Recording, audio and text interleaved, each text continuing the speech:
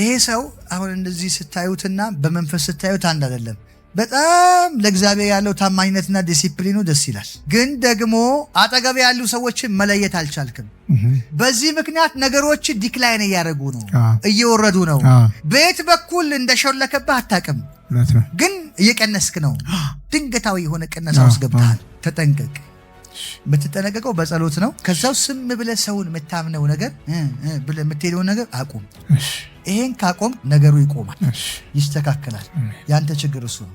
ተጥሎ አይኬድም። ክፉዎች ናቸው፣ ሊጠቀልሉ የሚፈልጉት ነገር ስላለ ነው። በአንተ ላይ ክፉ መንገድ እየሄዱ ያሉ ሰዎች፣ የራስህ የሚመስሉ ግን ያንተ ያልሆኑ ሰዎች አሉ። እግዚአብሔር በቁጣ ሲመጣ ያለው አሜን። አጠገብ ያለ ሰው ነው ቁጣ ሊመጣ ነው። ምክንያቱም ለእግዚአብሔር ያልታዘዘ ማንነት፣ እጅግ በጣም የከፋ ማንነት ስላለ እግዚአብሔር በቁጣ ይመጣል፣ አንተን ያስመልጣል። አሜን። እጄን ያዘኝ። ከዚህ በኋላ በኢየሱስ ክርስቶስ ስምና ስልጣን አንድ ማህተብ ሲመታልህ አየሁ። በቃ ግው ምንድነው ብዬ ሳየው የመሬት ጉዳይ ነው።